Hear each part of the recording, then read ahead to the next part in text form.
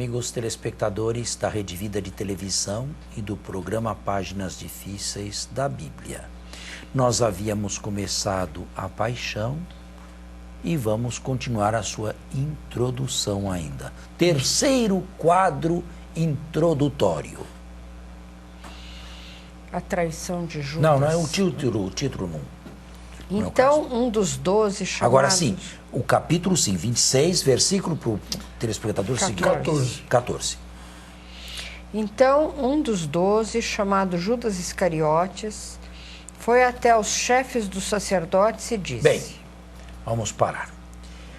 Um dos 12 a realizar este gesto, nada menos que um mais íntimo colaborador, amigo de Jesus. Uma figura sinistra, uma figura complexa, uma figura sobre a qual se debruçaram exegetas, historiadores, escultores, pintores, psicólogos, psicanalistas, todos querendo adivinhar o que se passava no interior, o que se passou no interior deste homem. Nós não temos absolutamente nada que nos informe a seu respeito, a não ser o gesto nefando que praticou. Judas Iscariotes, já começam por aí as dificuldades. Que significa Iscariotes? E aqui vão muitas interpretações. A que mais, a meu ver, é popular, é a que traduziria isto como um texto aramaico, Ish, e um homem, de Queriote. Só que esta localidade Queriote nunca foi descoberta por nenhum arqueólogo até os dias de hoje. Se, no entanto, se trata de um homem de Queriote, outros foram um pouco mais adiante e quiseram situar essa Queriote ao menos na região da Judéia. Nesse caso, Judas Iscariotes seria o único judeu dos 12. Os outros eram todos galileus. O único judeu, digo, da Judéia, né, seria Judas. Mas isto está longe de ser demonstrado. Outros imaginam que Iscariotes seria um patronímico, seria o pai desse Judas aí. Mas também não há como comprová-lo. A única coisa que sabemos é que o nome dele era o nome do famoso patriarca Judá. Um dos 12 filhos bíblicos de Jacó. Portanto, tinha o nome de um patriarca dos israelitas. Não era o único nesse número de 12, porque, ao que indica, havia um outro Judas, mencionado por João, não o Iscariotes, que mais tarde teve o seu nome ligado a Tadeu, dando Judas Tadeu. Mas aqui também deve ter havido uma conflação de duas pessoas distintas, ou de dois nomes distintos, que acabaram se conflando em um só. São Judas Tadeu. O santo que foi celebrado há pouco tempo, não é? Em outubro. Bem, um dos 12. O que me darei se eu o entregar? Foi aos... Então, foi. Lê de novo. Então, um dos 12, chamado Judas Iscariotes, foi até os chefes dos sacerdotes e disse: o que me dareis se eu o entregar? Bem, este aqui vai modificar os planos dos sumos sacerdotes. Não no tempo pascal, não durante a festa, para não suscitar tumulto. Mas o desígnio de Deus era que Jesus sofresse a paixão durante a Páscoa. E então Judas se apresta a realizar, sem querer e com toda a sua responsabilidade pessoal, o que já estava de sempre no desígnio do Pai. Que Jesus fosse entregue e crucificado na Páscoa judaica. Fixaram-lhe então a quantia de 30 moedas de prata. Provavelmente aqui nós tenhamos uma alusão a Zacarias. E de fato, as notas marginais das Bíblias aí devem até citar o texto de Zacarias. Zacarias 11, versículo 12. Foi esse mesmo preço? Ou houve um preço, sim, que foi aqui mencionado de acordo com esta citação aqui de Zacarias 11, 12. Com outras palavras, o preço pago foram realmente 30 moedas de prata? Ou houve um preço que, por influxo de Zacarias, acabou sendo apresentado como 30 moedas de prata? Eu prefiro esta última explicação. Agora, a partir daqui, Judas é um personagem que, como eu disse, interessou a muitíssimos escultores e pintores da antiguidade, da alta Idade Média, da baixa Idade Média e até da modernidade. Judas é pouco mencionado nos textos canônicos, mas ele cresceu desmesuradamente nas lendas. E então, já os padres da igreja começam a insistir na ganância e na cobiça de Judas. E uma das pastorais diz que a raiz de todos os pecados, está na 1 Timóteo, é a ganância. Então Judas teria, por ser ganancioso, em raiz todos os pecados. João Crisóstomo é um padre da igreja que dispara flechas e pedras a Judas a partir desta ótica da ganância e da cobiça. Outros foram além e, fazendo tesouro do que Marcos escreveu, Marcos, não este aqui, escreveu que aquele famoso frasco de perfume custou 300 denários, afirmaram que Judas se contentou com 10% daquele perfume. 30 moedas seriam 10% daquele vaso de alabastro. Outros ainda afirmaram que Judas, por ser ladrão, e isto quem diz é João, no 4º evangelho, costumava tirar 10% de tudo que se colocava dentro da bolsa comum. Uma pequena comissão. Exatamente para proveito próprio. Hoje isto aqui recebe que nome? Comissão. Comissão? Comissão. É comissão quando alguém paga. Agora, quando alguém quando tira, acho que é furto, né? Roubo. É roubo mesmo, não é? É roubo mesmo. Verdade. Né? Pois é. Agora, as imagens de Judas, as pinturas medievais de Judas são horripilantes. Judas aparece com o demônio nas costas, um demônio horroroso, sabe?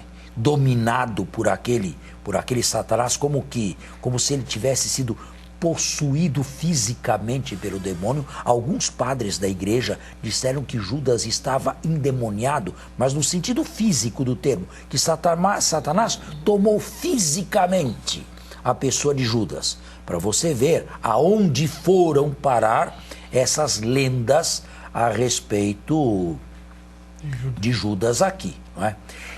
Existem pinturas medievais de Judas contando uma a uma as 30 moedas e, com cuidado, uma parece estar um pouco suja, outra parece estar amarelada, outra parece estar um pouco também desgastada. Judas toma cuidado em contar cada uma dessas moedas. Outras cenas apresentam Judas confabulando com Caifás. Judas e Caifás falando ao ouvido um do outro e se ajustando com relação ao preço de Jesus. Olha, eu já disse e repito, é uma figura sobre quem inúmeros intelectuais e artistas se debruçaram ao longo de 20 séculos. Se a Sagrada Escritura, o Novo Testamento, é muito parcimonioso, a mesma coisa não pode ser dita de todas estas lendas que depois se aumentaram pela Idade Média afora, até chegar a criar uma figura que deveria ser malhada. Aqui no Brasil houve há um bom tempo, épocas em que se malhava o Judas esse costume foi durante a Semana Santa. Eu me lembro disso quando sábado, era criança. Né? No sábado ao meio-dia que fazia isso, eu também. Eu me lembro disso aqui. Agora, o pior de tudo foi identificar Judas com o judeu. Judá, Judas, judeu. Essa identificação foi mais delicada. Eu quero falar um pouco mais sobre ela. Tenho tempo ainda?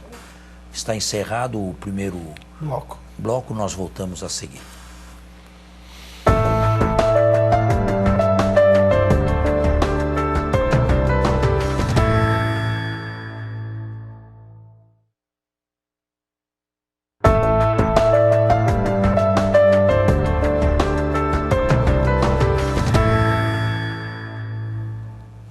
Nós estávamos dedicando nossa atenção a Judas Iscariotes, que é um dos protagonistas da paixão, não o principal, de longe. O principal protagonista é o próprio Jesus. A hora é de Jesus, não é hora de Judas. Mas Deus se serviu de Judas. Eu disse que a última identificação, Judá, Judas e judeu, foi feita já por alguns padres da igreja e depois cresceu enormemente na Alta Idade Média e na Baixa Idade Média. E isto, lamentavelmente, fez com que o antissemitismo crescesse no meio dos cristãos. Judas começou a ser pintado com um nariz protuberante, sabe, um nariz enorme. Para identificá-lo. Exatamente para identificá-lo com um tipo judeu. Aparece Judas ávido de dinheiro, segurando com as duas mãos a sacolinha ali com as 20 moedas e um rosto bem semita, sabe? Que ninguém pode confundir com outra pessoa. Infelizmente, houve isto também. Agora, voltando ao texto, deixando a lenda, ou as lendas, os exageros e as interpretações no âmbito do cristianismo, se prestou a este serviço. Normalmente nós dizemos que Judas foi traidor. Judas não traiu, não. Trair significa revelar alguma coisa de alguém a outra pessoa. Judas não revelou nenhum segredo de Jesus. Judas entregou Jesus. Não é a mesma coisa trair e entregar. O que significa entregou? Provavelmente, Jesus, nos altos meios, era uma pessoa desconhecida, quer dizer, fisicamente desconhecida. Conheciam Jesus por ouvir falar, pela fama que espalhava, pelo barulho que fazia, pelo grupo que atraía, mas talvez não conhecessem, certamente não conheciam fisicamente Jesus. Se queriam pegar Jesus na calada da noite, bem, o problema ainda era maior. Porque como individuar Jesus? Quem é exatamente Jesus? O que significa que não estavam interessados em prender nenhum seguidor de Jesus. Nenhum dos 12 estavam interessados em Jesus. Mas aonde está neste exato momento? E como pegá-lo sem correr o risco de apanhar a pessoa errada? Para isto se serviu Judas Iscariotes. Agora, este quadro aqui é o terceiro da introdução. Vocês percebem que o evangelista criou um contraste enorme entre a ação da mulher e a ação de Judas. As duas ações são perfeitamente antitéticas. Uma mulher se desmancha em carinho e bondade e amor por Jesus, e o outro se entrega à perfídia de uma traição, como chamam normalmente, nefanda, que não tem qualificativo. Judas é um acelerado. Bem, vamos continuar. O último versículo, 16. E a partir disso, ele procurava uma oportunidade para entregá-lo. Quanto tempo houve, quanto tempo se passou entre o acertamento e a entrega efetiva? Não sabemos. Provavelmente não muito tempo. Jesus estava em Jerusalém. Agora, outra pergunta que poderia ser feita é assim: a partir de quando Judas começou a alimentar dentro de si ideias ou pensamentos estranhos a respeito de Jesus? A partir de quando? Aqui também, infelizmente, os textos canônicos são lacunosos e não nos dão nenhuma informação. João diz que era ladrão e costumava roubar. Alguns padres da igreja chegaram a afirmar que Judas estava decepcionado com Jesus.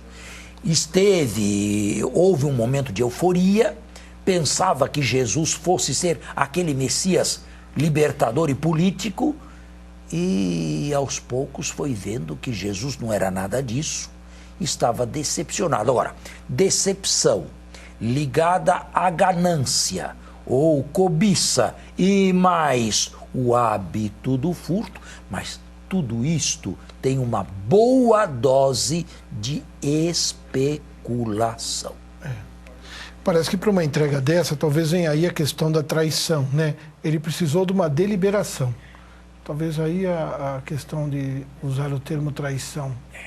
Mas a partir de que dia, a partir de que momento Judas se posicionou contra Jesus? A partir de que momento ele deveria saber que queriam prender Jesus? Bom, isto Jesus falou que seria preso, que seria... Ele deveria saber de alguma coisa. A partir de que momento Judas tensionou ou tomou a decisão de entregar Jesus? Isto jamais saberemos. Eu acredito, no entanto, que entre o início e a consumação não devem ter passado muitos dias. Agora vem o quarto e último bloco introdutivo. No primeiro dia dos ázimos... Veja, a cronologia continua. Sim. Qual é o primeiro dia dos ázimos? O primeiro dia dos ázimos é o dia seguinte à Páscoa, que no calendário judaico solar e lunar é 14 de Nisan. Portanto, o primeiro dia dos ázimos seria o dia seguinte à Páscoa. Mas isso aqui cria confusão. Isto aqui cria confusão com os sinóticos e, sobretudo, com João. Jesus teria morrido depois da Páscoa? Existia uma maneira popular de se chamar a Páscoa o próprio dia dos ázimos, ou melhor, identificar de tal maneira Páscoa e ázimos. No calendário, a Páscoa era dia 14 de Nisan e a partir do dia seguinte, 15, começava a semana dos ázimos. Mas popularmente, Páscoa e ázimos foram sendo pouco a pouco misturados, de tal modo que o primeiro dia dos ázimos, ao cair da tarde, o primeiro dia dos ázimos, podia bem ser a véspera da Páscoa. Pelo menos eu acho que é isto que Mateus pensa. Portanto, para ele, Páscoa e ázimos são uma celebração só. No primeiro, continue de novo. No primeiro dia dos ázimos... Isto é, na Páscoa, né? Os discípulos aproximaram-se de Jesus, dizendo: Onde queres que te preparemos para comer a Páscoa? Ele respondeu: Ide à cidade, à casa de alguém, e dizei-lhe: O mestre diz: O meu tempo está próximo.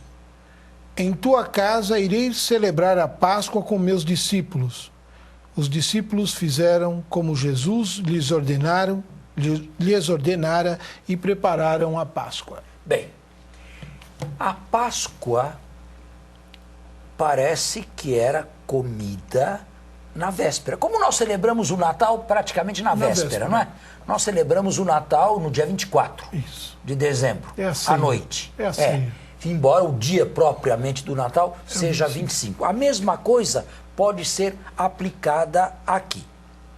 Agora, o que importa dizer neste último preâmbulo é que Mateus demitizou uma série de elementos extraordinários que encontrou em Marcos. Ide à cidade, lá encontrareis um homem que carrega uma bilha de água na cabeça. Dizei-lhe, o mestre manda dizer. Mateus eliminou isto aqui para dar maior plausibilidade histórica no texto.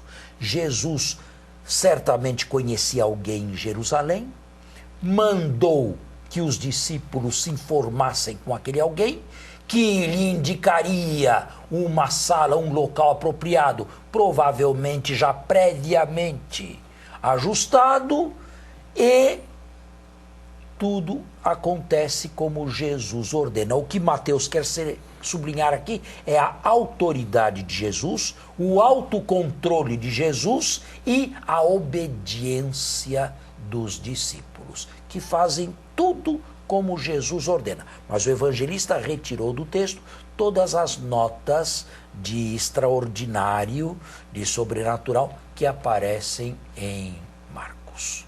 O nosso tempo está encerrado, então, na próxima semana nós continuamos. Muito obrigado pela audiência. Bom final de semana a todos e até a próxima sexta-feira, se Deus quiser. Bom domingo, até a próxima sexta.